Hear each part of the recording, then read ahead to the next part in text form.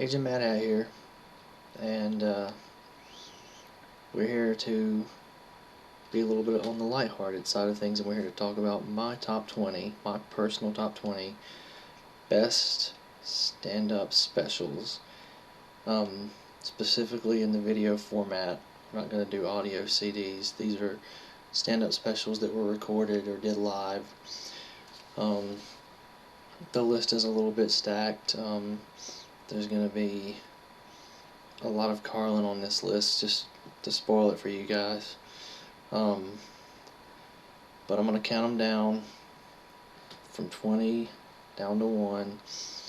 And it doesn't just include funny, it includes philosophy. This includes how much it made you think, how much fun it was, just how much I personally enjoyed watching, how much I laughed, how much I was amused, and how much it spoke to me on a personal level.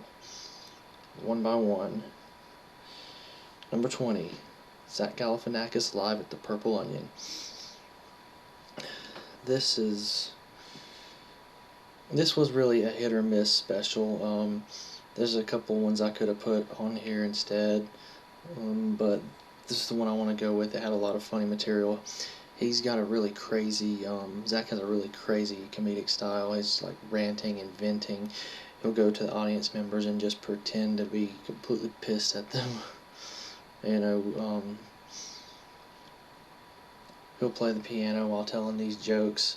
In this special, interspersed with it, is he does this fake biography of his brother, Seth Galifianakis. Some of that is funnier than the actual jokes, is why it's so low on the list. If it would have been a bit more consistent, he could have been higher up on the list, but he did. Some of the best highlights of this are just his one-liners. Hey, have you heard the show on Lifetime about that woman? Or, hey, that show The Amazing Race, is that about white people?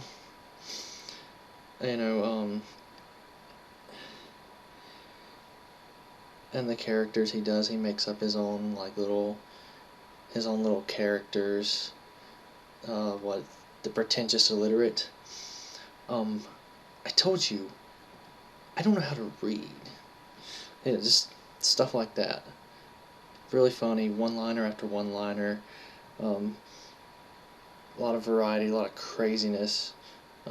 Even a performance piece at the end where it's all written down on this big white notebook, and the kids are singing "The Children Are Our Future" while he's ripping the pages one by one, telling his childhood story. A bunch of really fucked up stuff. So Zach Galifianakis live at the Purple Onion. Number 19, Cat Williams. It's the Pimp Chronicles. It's the Pimp Chronicles. This was a really, really good special. I love this special. Because it's at the same time, it's just good plain fun, but he also has a message for you. He repeats it throughout the entire special. Life is too short. Have a good time. And he's talking about a lot of different things. My favorite part on here is he's talking about weed. He's like, it ain't no motherfucking drug. It's just a plant, but if you should happen to set it on fire, it does have some effects. Just his delivery style, I can't even begin to try to imitate him. If you haven't watched it, it's fucking great. Number 18, Sam Kinison, Breaking All the Rules. God damn it.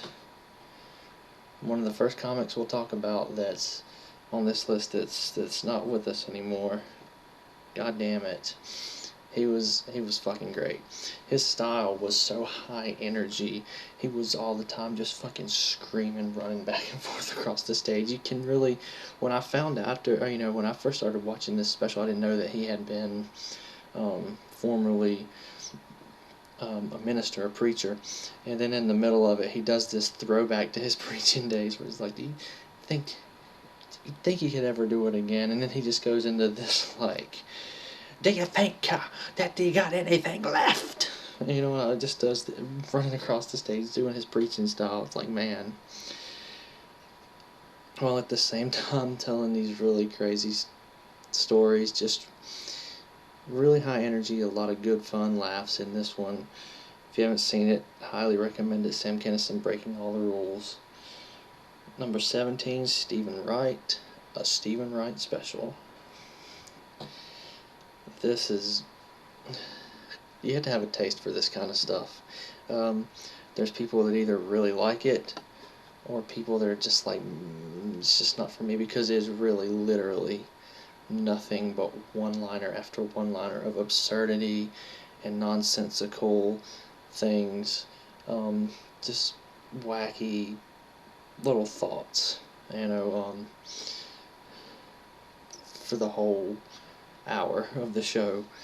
Like, well, hey, I got a humidifier and a dehumidifier, so I put them in the same room to let them fight it out. Or, hey, everywhere's walking distance if you've got the time. Trying to think of something. Oh, I got some powdered water, but I don't know what to add. It's just an hour of that, but in this really deadpan, like, oh, well, some powdered water, but I don't know what to add. Just really droning on, but it's, if you get it, it's really hilarious. It's really funny. Number 16, Louis C.K. Chewed Up.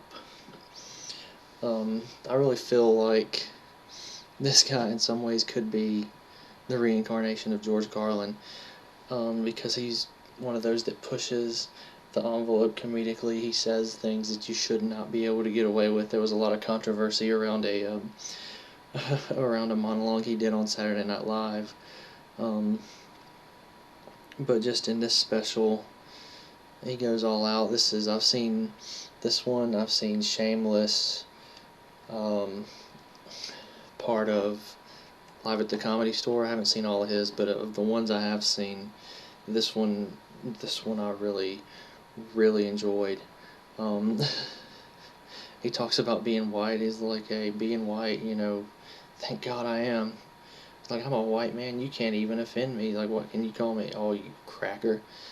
Oh, taking me back to the days of owning land and people. What a bummer.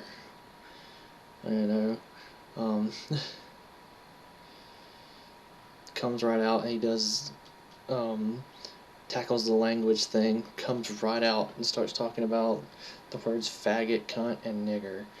And he says, I'm offended by the N-word. Not nigger, by the way. I'm offended when people use the N-word to refer to the word nigger, because that's just white people getting away with saying nigger. Then he goes into just each one of those words individually. It's you'd have to watch it. Number 15, Eddie Izzard, Dressed to Kill. The man, the myth, the legend, the executive transvestite himself. Not weird transvestite, executive transvestite. This is a show that you need to see. He comes out, fabulous makeup and heels, and he just rambles, basically. He doesn't have a certain delivery style. He just rambles and talks to you. You can tell some of the times he does what I do, losing his place. So what are we talking about?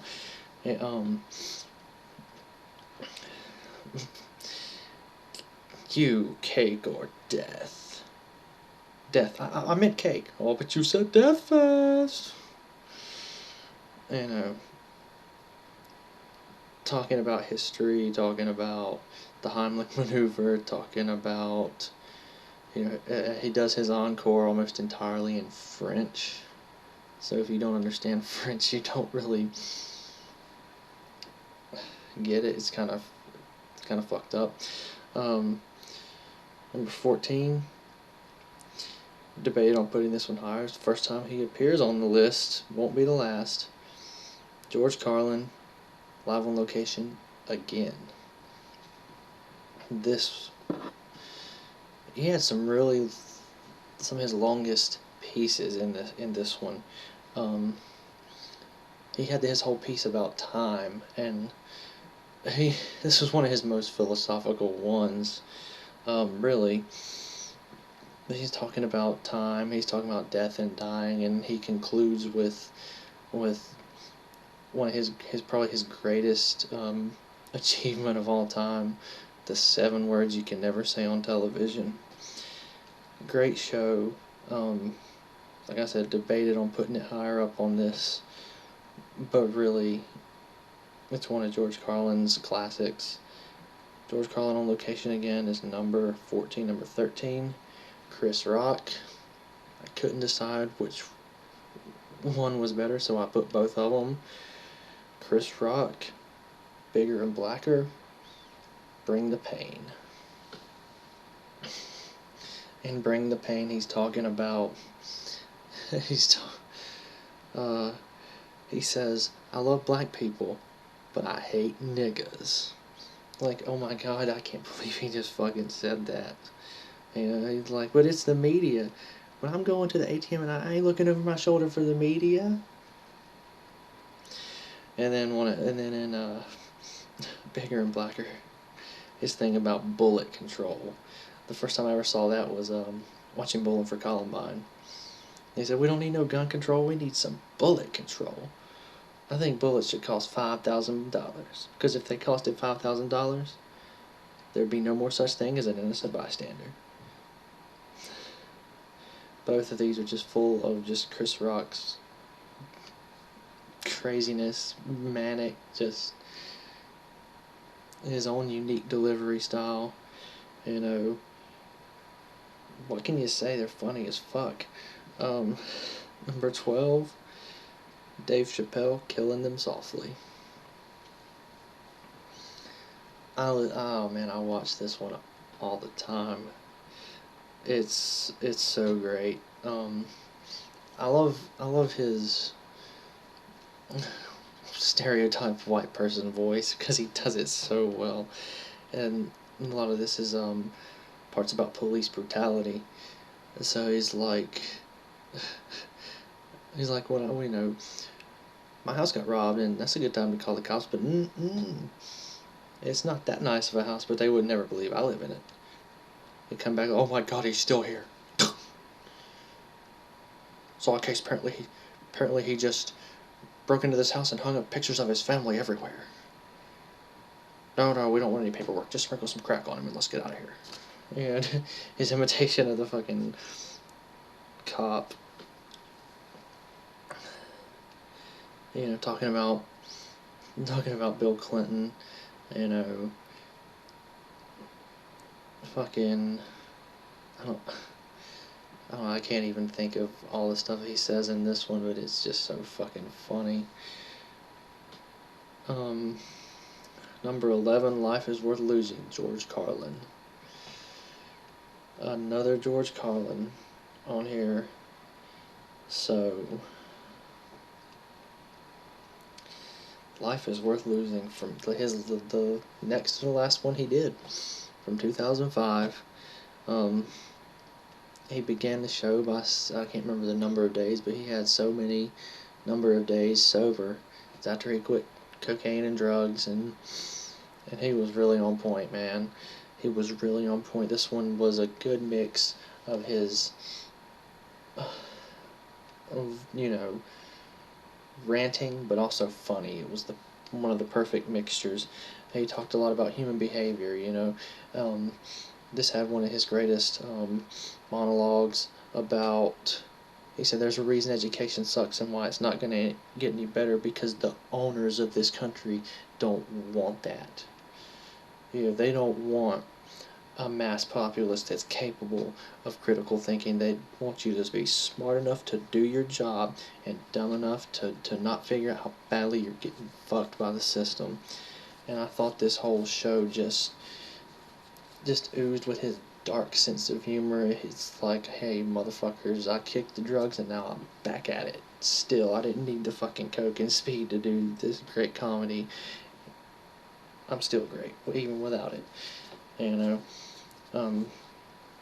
The All Suicide Network, he talked about having the All Suicide channel. He talked about autoerotic asphyxiation. His thing about his scenario of imagining writing a suicide note and planning it. Well, Walmart's having a sale on rope. Pay with it with my credit card, now I have to pay the fucking bill. That's it. I'm gonna hang myself, and Walmart's paying for it. Talking to his scenario of writing the note. Where does the date go? To whom it may concern. No. I got it. Hey guys, guess what? I hope you are fine. I am not fine, as you can tell, because I'm hanging here from the ceiling fixture. Like, oh my god.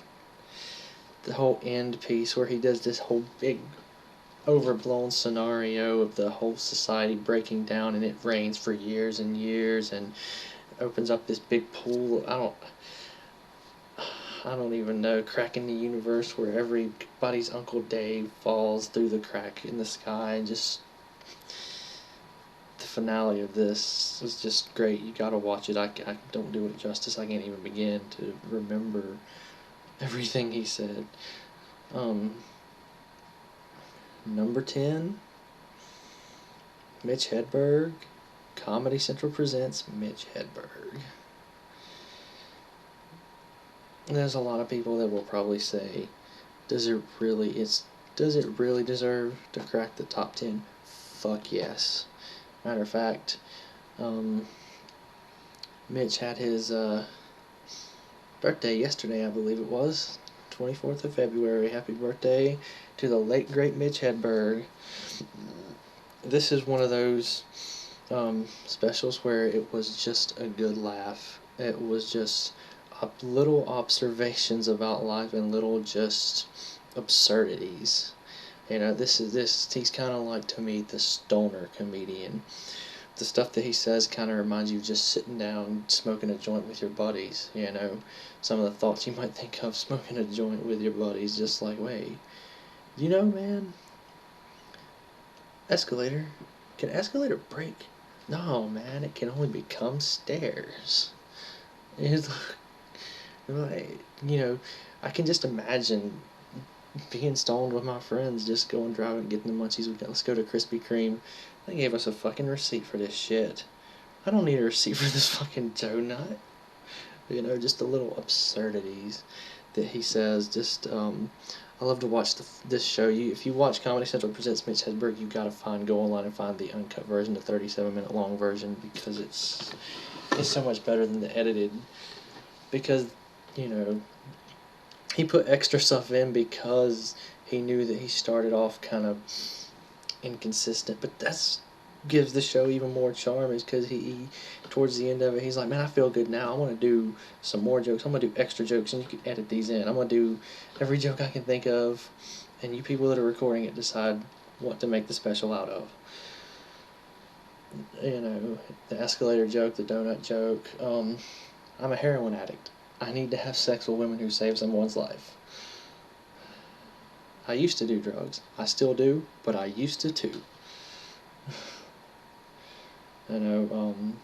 Just is another one of those comedians, a lot of one-liners. Some that you just like, what the fuck was he thinking when he wrote that? It's like, I'm around people that just talk non-stop, that talk, and I can't even say a word edgewise. It's like,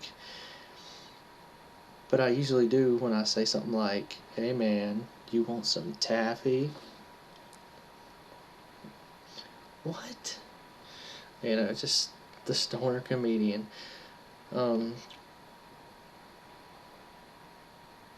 Really, he was one of those that only had a cult following, but his fans are hardcore fucking fans, let me tell you. I know a few of them. We love this fucking guy. R.I.P. Mitch. Number 9. Another comedian that died way before his time. It really saddened me to find out. Robin Williams, Live at the Roxy, number 9. I didn't see this, actually. I did not see this special until after he had already committed suicide. And somebody posted it. I think it was Muse. I think it was Mark Muse from Muse Reviews that posted it on his Facebook page, posted a link to it and said, this used to give me a lot of laughs, R.I.P. Robin, or something along those lines, and I watched it. He came out all guns blazing, that, like, erratic, schizoid, strung up, like running across the stage, jumping up in the rafter seats, going here and there and interacting with the audience. Just his crazy manic style of comedy that he has. And it was great. It was him manic, just having a ball, just having so much fucking fun. He did. He kind of, I think he kind of thought he went too far there for a little bit. He did his imitation of Mr. Rogers, and let's see what happens when we put Mr. Squirrel in the microwave. You know? And he's like, oh, fuck, I went too far in that one. You know? And then the crowning moment of this special was a line that was quoted many, many times in the days following his death was, you gotta be crazy. You know, if you need a seat in the bus, you gotta stand up and grab your crotch and go, excuse me. You know what I mean? And he said, no government in the world can handle madness. He said, you're only given a tiny spark of madness, and if you lose that, you're done. And that quote was, you know, I thought it was great. You know, I mean, Agent Mad Hat, I know about the madness, I know about the craziness. You know, if you do lose your spark of craziness, you really are done for, and he had it right. And he made me laugh so many times. Robin Williams, Live at the Roxy, number 9. Number 8, George Carlin, Jamming in New York. This is probably, I debated how high and how low to put this on the list, because I flip-flop with this one. It's a really great one, but at the same time, sometimes I think it's too serious. It's too heavy for me sometimes, because he talks about things that are true, but it's so heavy and it weighs so heavy on you. You know, some of it. Talking about how much we were a warlike people and how much we like bombing other countries. You know, it's a lot of heavy material, but he presents it in such a funny way, so it's still really high up on the list. But it's really more of a philosophical, really more enraged than it is anything. Some of my favorite moments on here are like the airport safety lecture, his commentary on the safety lecture, where he picks it apart word by word, and you know, just shows you how they're just, it's so pretentious and trying to make it sound more important than it is. You know, he talks about that's America's hobby now, is bombing brown people. Not because they're doing anything to us, just because they're brown. He did some really fucked up stuff too in this one. He said, what would you name a restaurant for anorexics? The Empty Plate. Start without me, guys.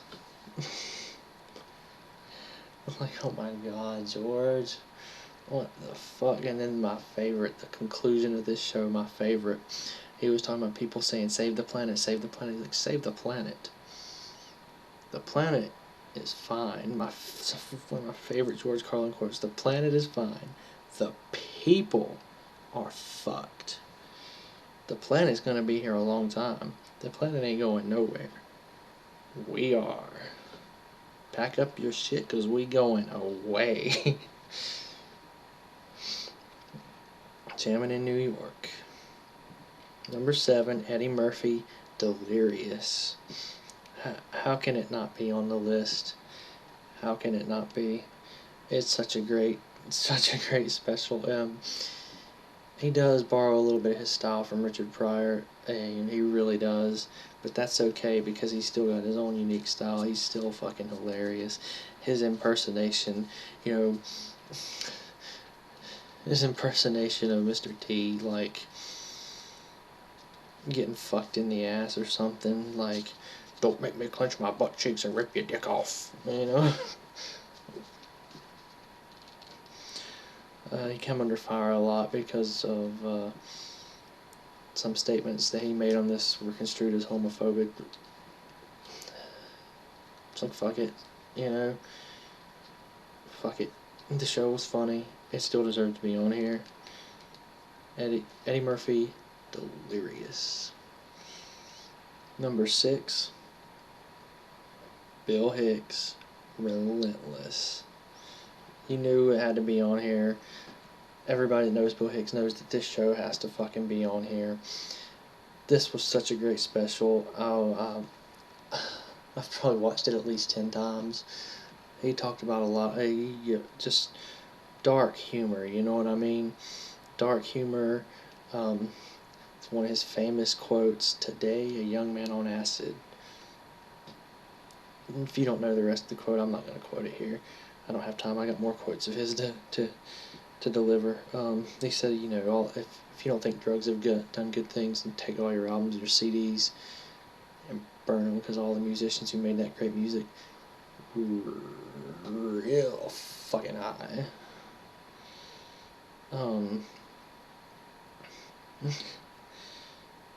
Told his story about being in Waffle House reading, and the waitress coming up to him, "What you reading for?" Like, never been asked that. What am I reading? But why am I reading? You know, just talking about anti-intellectualism and talking about different things, talking about Judas Priest and that whole scandal, and like it was Satan. You know, talking about Satan's new tricks. You know, Satan keeps on. You know, it used to be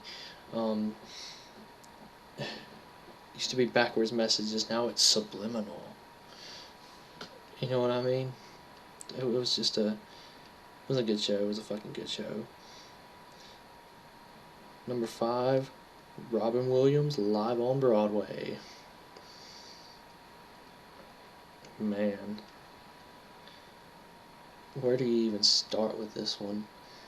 He comes out blazing like he always does. Every special I've seen by him, he just comes out firing on all cylinders. Yeah, he does the. He has the fucking thing with a million water bottles. Table behind him with a million fucking water bottles. Got the set with all the rafters, and then at the top is one big eye. He comes out, he's like, "Welcome to our set this evening from the musical Fantastic Voyage, or maybe the last thing a clitoris sees. Like, it's not going to be your normal night of theater. It's going to be Shakespeare with a strap-on." He does this whole long thing about golf. "I hit a ball into a hole with a stick."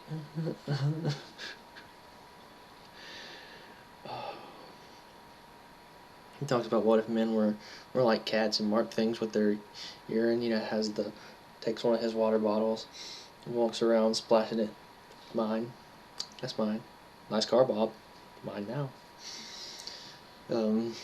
Talks a lot about George Bush. God, I bet you stand-up comedians lamented when George Bush had to leave office. They ran out of fucking material. Like 8 years of just fucking good material for any stand-up comedian to fucking rip George W. a new one. And hey, a lot of our imports come from other countries.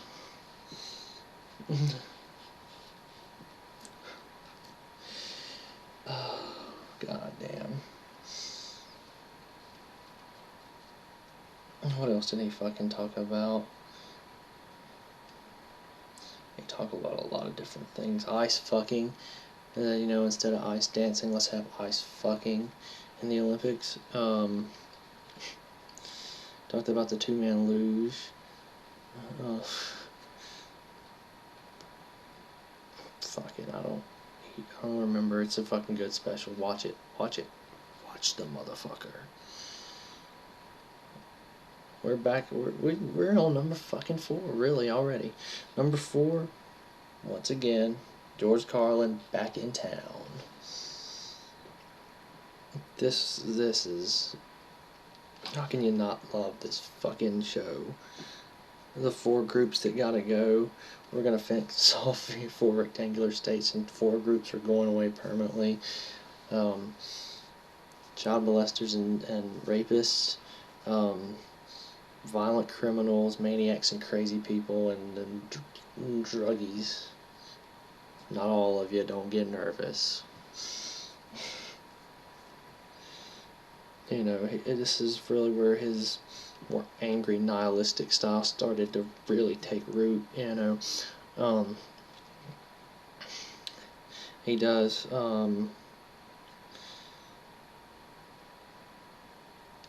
Free-floating hostility, I think, is things in society that he's tired of, bored with, or pissed at. I think is what that one is. He's talking about expressions people say. It's all, you know, he's out walking the streets. How do we know? How do we know he's not driving around? How do we know he's not sitting at home? You know, the country's going down the tubes. What tubes? I haven't seen any tubes. Yeah.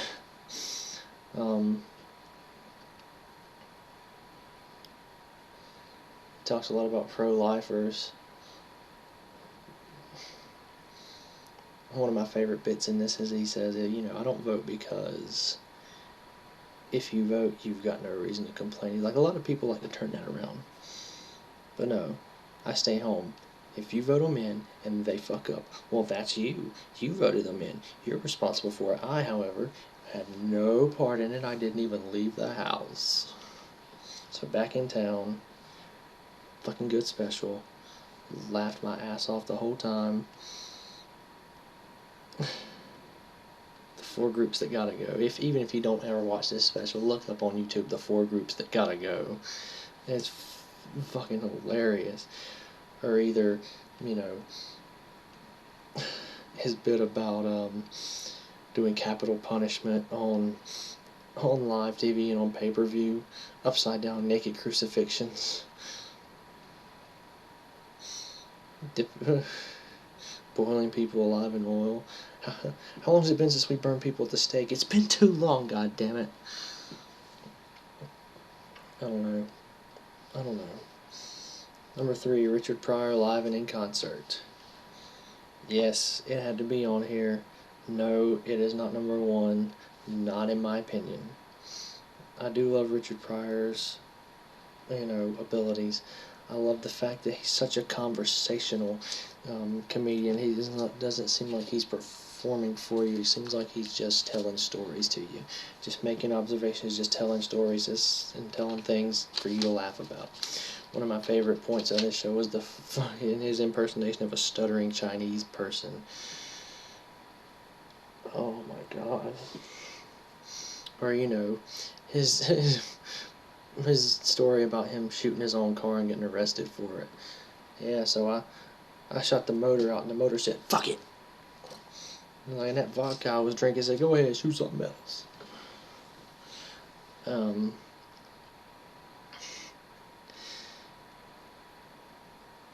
I don't know, I don't know what to say about this special. You can't really, there's not a lot of bits that you can imitate with this one, or quotes from it. You just have to watch the whole thing. It's just that damn good. It's Richard Pryor, you know, has been named the best by a lot of different people. It'd be hard for me to name the best. That's why I didn't do top comedians. That's why I did specials, because top comedians, it'd be really hard to pick a number 1 on that one. So Richard Pryor in concert, number 3. Number 2 is a tie, because I wanted to put more George Carlin on the list and get away with it. I'm a fucking cheater. Shut up. George Carlin, Complaints and Grievances, and George Carlin, You Are All Diseased. These are my go-to ones for George Carlin.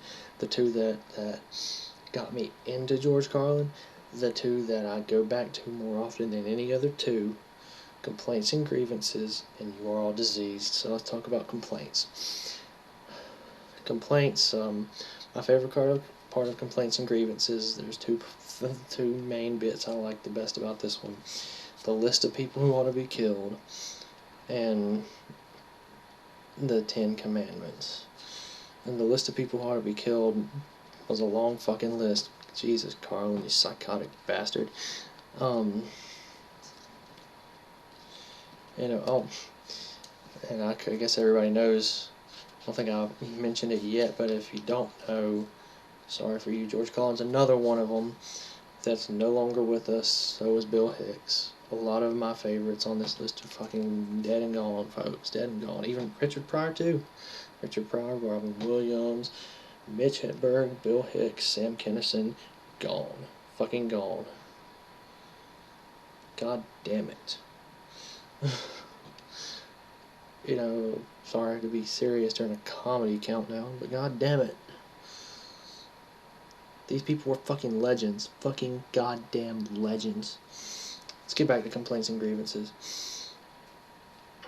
A list of people that ought to be killed. People who let their kids record the outgoing message. Hi, my name is Stacy and my parents are home right now. Beep. Hi, Stacy. I'm gonna come over to your house with a big knife. And I'm gonna kill mommy and daddy. And I'm gonna wear their skin like a funny suit. Oh my god, did he just fucking say that? What the fuck, Carlin, you crazy son of a bitch. He describes different methods of killing him too as he goes on the list. Here's another group of people that should have their testicles cut off with fishing wire. And so there's another group of people that ought to be left bleeding in the moonlight. I love these guys that can't tell you about a phone conversation without giving you this shit. I say, hey, incoming call. It's for you. What the fuck is people who carry their kids in the baby carrier pouches so that their hands can remain free to sort through merchandise. Like I say, hey, it's not luggage, it's a baby. Touch the little fucker every now and again. He'll thank you for it one day. And then, of course, his bit about the 10 Commandments, where he narrows it down to the 2 Commandments. And if you're a George Carlin fan, if you're not a Carlin fan, spoiler alert, I'm gonna spoil the shit out of this bit for you right now. He knocks the commandments down one by one, and the 2 commandments that he comes up with are, thou shalt always be honest and faithful to the provider of thy nookie, and thou shalt try real hard not to kill anybody, unless, of course, they pray to a different invisible man than the one you pray to. The 2 commandments, I can live by those. Shit. Let's go to You Are All Diseased. I used to actually own the actual DVD of this. I don't own any of his physical DVDs anymore, god damn it. But I had this when I fucking had it. Lost it. Don't know where the fuck it is. But it's a damn good one. You Are All Diseased. He talks about the fear of germs. Why these fucking pussies. Instead of list of people that ought to be killed, in this one he does, this is just a series of things that are pissing me off. And he talks about, I don't know, he talks about a lot of different fucking things in that one.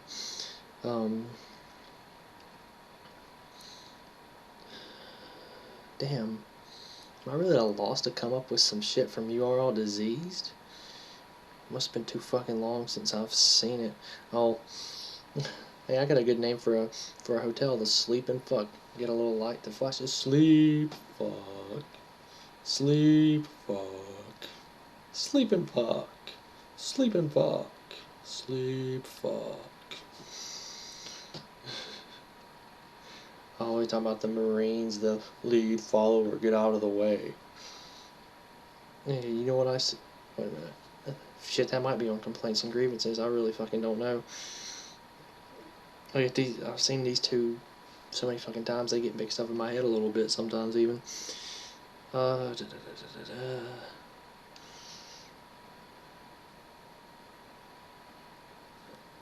Fuck.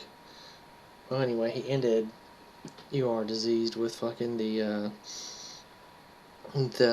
monologue about God. The greatest bullshit story. Oh, advertising lullaby. I won't even attempt that one. But it's just quality, select, control, No purchase necessary. Just goes through all the little bullshit slogans that advertising gives you to lull you to sleep in, and then shit, the fucking camera won't pick up the whole angle, so I can't do the fucking physical side of this joke. But he talks about, I specialize in customer service, and he's humping the air. Customer service.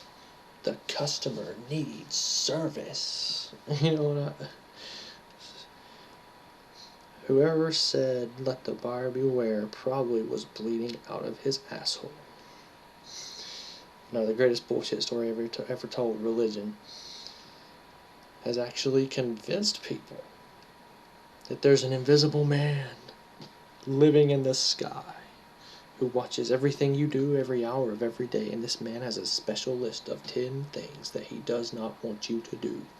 But if you do any of these 10 things, he has a place full of fire and torture and seething and anguish where he will send you forever to torture you and make you scream and cry and beg and choke until the end of time. But he loves you. And he needs money. These places take in millions of dollars a year. They pay no taxes, and they always want a little bit more. You talk about a good bullshit story. Holy shit. So that brings us to number 1. And it's not a George Carlin special. Everybody that knows me is probably fucking gonna be very surprised. But number 1, Bill Hicks, Revelations. Pure genius. Pure fucking genius. He walks the line from those heavy subjects to being completely, dark, to being whimsical. He goes from talking about the Kennedy assassination to pretending that he's a horny goat man. Goat boy! Fucking talking about the Iraq War. The first Iraq War, the Persian Gulf War, rather, I should say.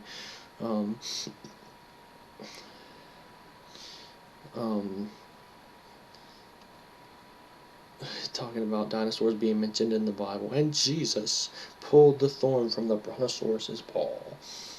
Talking about, how people have told him God put dinosaur fossils here to test our faith. Like, does that bother anybody? The idea that God might be fucking with our heads? No, I don't know. I can't spend so much time trying to think of moments in this special, but this will really be tied with these other Carlin pieces, except for one thing puts this over the top, and it's that Bill Hicks had a spiritual nature to his comedy.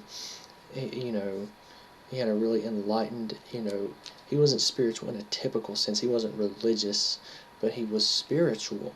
He was, he had the heart of a visionary, and he fucking would talk to you about the nature of fucking reality, the nature of reality itself on a comedy show, while at the same time making you laugh your fucking ass off, and then at the end, he comes to a closure point. He's like, is there a point of view here? Let's find a point of view. And then he does the famous "Life is just a ride" quote. I'd like to recite it for anyone who's never heard it. Was the final moment, Bill Hicks's crowning moment, crowning achievement, was this quotation that he did at the end of Revelations. The world is like a ride in an amusement park, and when you choose to go on it, you think it's real, because that's how powerful our minds are. The ride goes up and down and round, it has thrills and chills, and it's very brightly colored, and it's very loud. And it's fun for a while. Many people have been on the ride for a long time, and they begin to wonder, hey, is this real? Or is this just a ride? And other people have remembered, and they come back to us and say, hey, don't worry, don't be afraid ever, because this is just a ride. And we kill those people. Shut him up. I've got a lot invested in this ride. Shut him up. Look at my furrows of worry. Look at my big bank account and my family. This just has to be real. It's just a ride. But we always kill the good guys who try and tell us that. Let the demons run amok. But it doesn't matter, because it's just a ride. And we can change it anytime we want. It's only a choice. No effort, no job, no work, no savings of money. Just a choice right now between fear and love. The eyes of fear want you to put bigger locks on your doors, buy guns, and close yourself off. The eyes of love, however, see us as one. Here's what we can do to change the world right now to a better ride.